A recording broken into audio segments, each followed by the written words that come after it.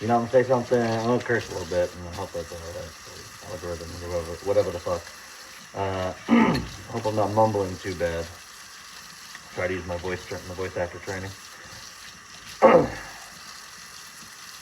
problem with the Mets is a bunch of things, right? I mean, obviously it's underperformance from your top guys.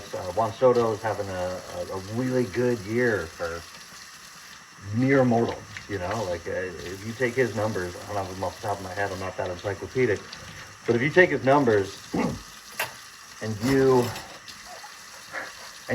put them on any other player or whatever, oh my God, having a fantastic year. We'll take that 10 times out of 10 times. That's not why we got Juan Soto. We got Juan Soto because he's the man. He's the guy with like Joey Votto level eye, with like plate discipline beyond belief, and he's gotten fucked on some calls. Of course, that umpire in San Diego is a fucking asshole. Like, and he's bad at his job. I don't know what to tell you. But like, there's also been some times when like my guy is staring right down at a ball in the center of the plate. There's some times when he's swinging at junk outside, and obviously baseball is like the hardest sport ever. Hitting a major league pitch, I'm pretty sure, is like literally the hardest thing to do in professional sports. I get that. But it's not even that, and obviously Lindor was not gonna. He's gonna be a little worse than his like incredible superhero season, because how can you expect anybody to replicate that? Be amazing, right? But I think it would be unfair to try to assume that would happen. And Pete's been incredible. Pete's been fantastic.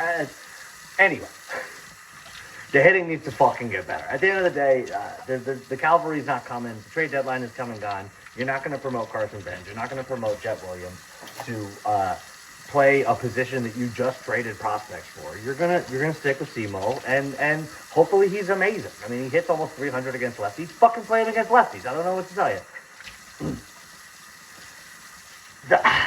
I don't know, man. I was watching Stark Raven Sports' 2024 review for like second or third time in my life, because that was the greatest team in the history of my 36 years on this earth. And I don't know, maybe I'm glad for punishment. Maybe I just really wanted to relive the greatest fucking baseball year of my entire life, right? Porque no los dos. But I'm watching that, and obviously, I mean, like, everything about it. The weirdness, the comebacks, the fucking Latin pop star. I mean, Grimace, Seymour Wiener, what do you want? Rally Pencil, like, all of the things was just the greatest, and, like, I glow when I think of that thing. Every single member of that 2024 New York Mets team is a member of my fucking family. Harrison Bader's a Philly right now. That kind of sucks. But I was in Minnesota earlier in the year. I went to the stadium. Beautiful stadium, by the way. I saw him bat. I think he went like 0-for-3, but had like an incredible catch in the outfield. Obviously, because it's Harrison fucking Bader. And I sat in really good seats because they were cheap, because the Twins aren't that good, unfortunately. And I sat next to like some diehard Twins fans, and they were, I mean, like, bold take here. People in Minnesota are super nice. There was the nicest salt of the earth people, and every time Harrison Bader would come up to the plate, I would stand up and I would totally cheer, and like standing ovation. And they were like, "This guy's hitting like 230, like why?" And I was like, "Harrison Bader is a 2024 New York Met. That man is a legend and will always be a legend. Every single member of that fucking team will live in the history books of all of our minds. I don't care if it's not the Hall of Fame. Fuck that. Who cares? The handful of, I don't know, hundreds of thousands, millions of people, I don't know how many Mets fans there are in this world, those names will forever be royalty to those people.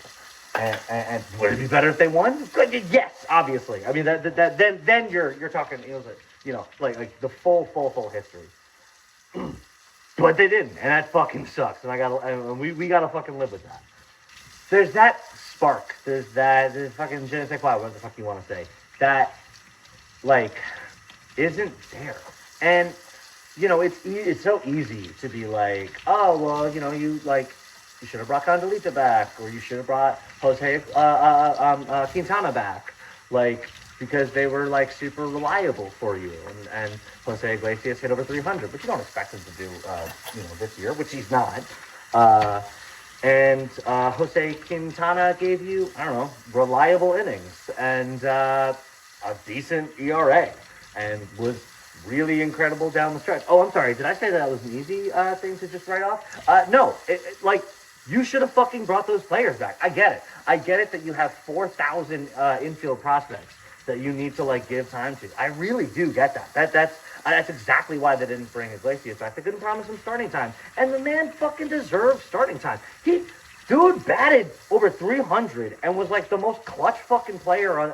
It's hard to be the most clutch player on that team. Every player was the most clutch fucking player on that team. But he played out of his fucking gourd. He 1,000% deserved a solid contract, deserved a starting position. I get it. I really do. And I even understand the mentality of why David Stearns didn't bring him back. I do get it. But, like, how much better would we be right now if we had Jose Iglesias instead of Luis Angel, instead of Brett Beatty, instead of bringing up Ronnie Mauricio, instead of, like, I mean, you were never going to replace Mark Vientos because of what he did last year, but when he was struggling, yeah, then you bring up Beatty to be along with fucking Iglesias. Like, and I don't know, man, like, you know, it's so crazy. I thought about this on the day of the deadline, and I was like, you know what? The Padres are going ridiculous. They're going insane. What if we fucking traded for Jose Iglesias? You know, we gave them, I mean, it'd be a steep price. It'd be a really steep price. Why would the Padres trade him to us? Why? Other than, could you fucking imagine? July 31st, fucking Candelita gets traded back, comes home? Who knows what happens then, obviously. But, like, goddamn, dude, we missed out on some television. And I don't know, I wouldn't have traded any of the super top prospects. I may have traded like a Luis Angel for him. It's what you do. I don't know. I imagine this fucking team with Jose Iglesias on it right now. You know who hit? Okay, what did they do? He was a singles hitter who had sparkling defense, who, like, was always in the middle of rallies. Watch that fucking hour and a half Stark Raving Sports video. By the way, incredible job, my friend. My only critique is I wanted to see, I know you did this whole like beautiful song montage about the NLDS against the Phillies, and it was gorgeous and it was fantastic. But man, I wanted to just see those clips. I wanted to hear Howie Rose talk about it. I wanted to hear his calls. I wanted to hear it like unfettered. And I understand that it's hard playing MLB clips because you don't want to get taken down or anything like that. I do get that, but you did it for the Brewers series. You did it for game 161. Like, it was so good. My only critique. Other than that, a fucking 10 out of 10. That video is incredible and made me fucking cry more than once. Like, my guy, you're a real one, for real. Thank you so much for putting that together so soon, by the way. And I get it, man. If I was up to your level, I would have made the same damn video, and not as good as you, but you know, I would have. I love it, man. Anyway, this is called ADHD for a reason. Your boy goes off on tangents. I don't know, man. I fucking Christ, where the fuck was I? Anyway, look back at those clips. Look back at all those clips, and who's scoring the tying run? Who's scoring the winning run? Who is the one scoring the extra insurance run, rounding second base, rounding third, coming home? It's fucking Jose Iglesias. Motherfucker was in the middle of like half the big rallies. Like, he didn't get the big home run. He didn't need to. We had Lindor. We had Nimmo. We had Pete at the end there. Like, he didn't need to be that guy. But he's the guy we could fucking use right now. Are you kidding me? Holy shit. Right now, we have the boppers. We have Soto. We have Alonso. We have Nimmo. We have Francisco. We have Vientos. We have Alvarez. We have some fucking boppers who have it in their fucking capability of hitting 30, 40 home runs, whatever the fuck. We have those guys. What we don't have is somebody who will get on base. We don't have a Luis Arias. Padres have two of them. They have Jose Iglesias and they have Luis Arias. I understand that he's not doing as well this year as he was last year. I don't know that I am convinced that A, he wouldn't be better with us. B, that even what he is now would have been incredible for us. Do you know how many times this fucking team has come just short? so many comebacks that have fell flat. We tie the game. We don't take the lead. We take the lead. We give it back up. We like so many times. There are shadows of 2024 in this team. They exist. They really fucking exist. But what's not happening is the fucking jugular. What is not happening is following through and finishing the fucking job. The job has been failed to finish. I've lost count, man. I mean, like 3 times in the past 2 weeks, for fuck's sake. Like, it's a game of inches. It's a game of like one play changes everything. It's so like that's why this game is the best sport, and I'll fight anyone.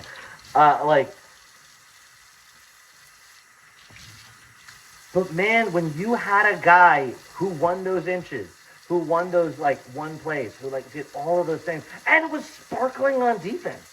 No shade at Brett, who's been great, at Mauricio, who's been great, he had a little less this year than last year, but like, you know, the dude, he's not, I mean, you know, sorry you're catching the straight here, but he's not fucking Rafael Devers out there. Like, he was fine. But Jose Iglesias was fantastic. Like, I don't know. And now that McNeil showed that he could be in center, he didn't have the arm for it. I get all that. I really do. But are you telling me, no offense to Simo, I want you to tear it up, and I want you to prove me so fucking wrong, Cedric Mullins? I've never wanted to be more wrong in a while. Like, I want you to be that so badly, because you're so good, and you're like, you've shown it, and like you could do it before, and fucking step up, man. And Mendy started him against lefties. You're all, you know, everyone's all about analytics. Look at the fucking analytics. He's 300 against lefties. Fucking hit him against lefties. I just, we could have used Jose, man. We really could have used Iglesias. And furthermore, what's the biggest problem of the pitching staff? You know the answer. It's innings. It's innings. It is everybody not named David Peterson averages 4+ innings if they're fucking lucky. David Peterson is the only one going yard. Now, Manaea got hurt. Manaea also is usually that guy. And maybe we'll be like so stoked that he got hurt earlier, in that he'll have enough like bullets like in the chamber to like, you know, last throughout the postseason. Because like we all know, but by the time the Dodgers series came around last year, he was cooked. And it's nothing against him. He pitched, I think, more innings than he had, or I don't know the exact number, but like he was cooked. And you know, and this year, hopefully he won't be cooked, because he'll be like just coming to it right when we need him. I love that. That's amazing. But he wasn't there. You know, Kodai Senga, when he's healthy, he could give you innings, but he hasn't been healthy. And that's the problem with Kodai. McGill, that dude has never given you innings. Oh my God. You know, he's a human person, and I'm sure he's a phenomenal guy. And he shows signs of being a really good fucking pitcher. But like, fuck, dude. You went with Tyler McGill instead of Jose Quintana? You went with Paul Blackburn instead of Jose Quintana? Jose Quintana did not cost much. Like, at all. Again, I don't know the number off the top of my head, but like, that's, everyone says that the amazing part of Steve Cohen's money is that we can get players like Juan Soto. We can make sure that we sign back our homegrown Mets. And all of that is true. I want Pete to be a Met for life. It's not even a fucking question anymore. Come on, get your head out of your ass. Pete needs to be a Met for life. He's a fantastic first base defender. I'll fight anyone on that. The dude has more heart than half the teams out there. Make him a fucking career Met. Stop it. Stop being a fool. Fucking make him a career Met. I forgot my fucking train of thought. God damn it. The beauty of Steve Cohen's money is not just getting the huge players, keeping those homegrown players. That's incredible and that's amazing, and I do not want to shortchange that. But another beautiful part of Steve Cohen's money is being able to take that risk. Being able to, like, eat $10 million. Like, if Jose Quintana doesn't work out. Like, he did that with Scherzer and Verlander, and that's one of the best fucking things he did. He was like, I'm going to do it. I'm going to throw that money. Now, that's obviously the extreme case. You pay somebody $40 million who's, like, kind of old and definitely past their prime. But, like, you should be able to do that in a small way, too. They kind of did that with Frankie Montas. They're like, let's fucking try it. I don't know. And it obviously hasn't worked, and that sucks. But if you try that with more, which is kind of the David Stearns way, how many pitchers have pitched it out for the Mets this year? 45, something like that? Like, we're definitely going to break the record. Like, that's David Stearns' way. Just do that more. Don't do that with just no names, because while your pitching lab is incredible, you already did the pitching lab on Quintana. Like, and the dude eats innings. Holy shit, does that dude eat innings? We could use him right the fuck now, dude. Do you remember him down the stretch? Do you remember him down the fucking stretch? And I don't want to hear this like, oh, hindsight. Yeah, he's doing well for the Brewers, but we didn't know that. Yeah, we didn't. But that's why you have all that fucking money. So you can take that fucking risk. But it was a good educated guess because he did it. He was miserable in the beginning of the year. We were calling for his fucking head, which is dark if you think about it. But like, we were calling for him to like be out of the rotation. All this shit we're doing with Frankie Montas right now. We could not stand Jose Quintana, which sucks because again, human person, got feelings, and honestly a pretty good ball player. But he wasn't shoving. He wasn't holding up at the end of the bargain. He was giving you innings. He was not giving you great quality, and you were losing games because of Jose Quintana. That is absolutely fucking true. But who stepped the fuck up in August and September and October? Was it Jose Quintana? Do you remember that Pete Alonso game? Game 3 of the wild card game? Everyone remembers that game. It's the greatest Mets game of my entire fucking life. I was born in 88, so I don't have 86. Game 3 of the wild card was the greatest fucking game of my entire life. Who pitched that game? I don't need to do the whole thing. I'm going to wait. You know, it was Jose Quintana. How did he do? Pretty sure it was 6 scoreless fucking innings in a do-or-die game. You couldn't use that right now? Like, my guy, you can't put it all on David Peterson. You can't put it all on Sean Manaea, who's coming back from injury. You can't put it all on Kodai Senga. I love Kodai Senga. I was so happy when he was here, and he fucking crushed it in 23. But the dude, like, he can't be the guy. He has to be your 2 or 3. He just fucking has to be because, unfortunately, the injuries, man. Like, you could have had Jose Quintana. You could have had Jose Iglesias. I understand why you didn't get Iglesias in the beginning. I really do. And obviously, if I'm the Padres, why the fuck would I trade the spark plug, to the team I'm chasing? It's a fucking pipe dream that the Mets would ever have, successfully traded for Iglesias at the trade deadline. But, what a great thought that would have been, huh? Man, this team has so much time. This team has not so much, but they have time. They're 2.5 back in the fucking division. They're in a wild card spot. They play the teams in front of them, which could be scary, but also could be great. They play the teams right behind them. They play the Marlins. They play the Reds. They play the Padres again in September. They play the Phillies 7 fucking times. They're about to play the Brewers. I think they're gonna play the Cubs too. I think they only played them in Citi Field. So yeah, they're gonna go to Wrigley. I'm pretty sure. I could be wrong on that, but I'm pretty positive about that. They're done playing the Dodgers, and they fucking beat the Dodgers. They had a season fucking series against them. You have the ability to crush it. You have the ability to make this the best fucking August and September outside of 24 or 15. You could beat 24 and 15. If you want to, you could. If the bats get their heads out of their asses and they do their goddamn job, fuck, man. This could be a fucking year. This could be like the Braves in 21. This could be like the Cardinals in 13. 11, sorry. Dumbass. Cardinals in 11. It was the Sox in 13. This could be Cardinals in 11. This could be a team that turns it the fuck on. This team could be the 07 Rockies, where you turn it on and then come a little short. We're pretty used to that. But this team could be the 11 Cardinals. This team could be the fucking 21 Braves. This team could be the 24 Mets. This team could be the 15 Mets. This team could be the team that finally fucking does it. And the beauty of it, because obviously 24 hurts. 24 hurts, man. We're so fucking close. Oh my God, I can't, man. That was the best baseball year of my life, and it still failed. And it's what can we fucking do, man? It sucks. But son of a bitch, was that year fucking worth it? And it's you look at this year, man, and it's hard. It's hard to remember last year and look at this year and be like, there's no magic. It doesn't exist. And that's sad. That sucks. That doesn't have to be the fucking case, man. I watched one of the Netflix Red Sox documentaries. The Comeback, I think it was called. It's fantastic. And I watched it in the offseason when it came out. And man, does the 2003 Red Sox team feel like the 24 Mets. It really does, man. And they fell short. And I bet I got some Red Sox fan friends.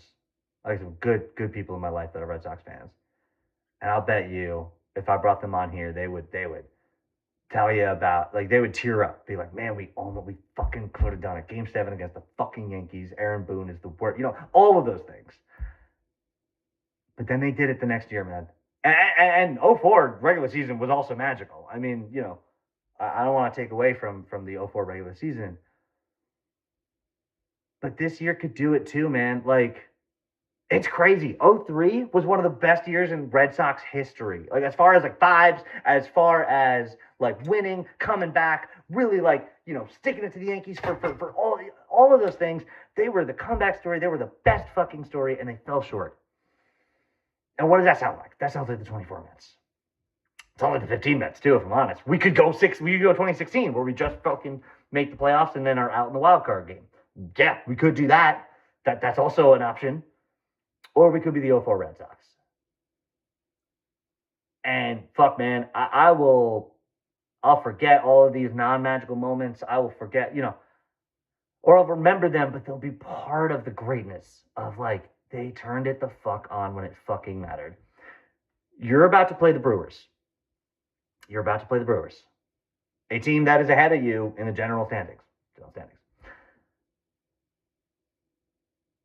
You got a chance, man. Your back's against the wall. No one thinks you can do it. No one thinks you can do it. JD Martinez said it last year, and it's fucking true now.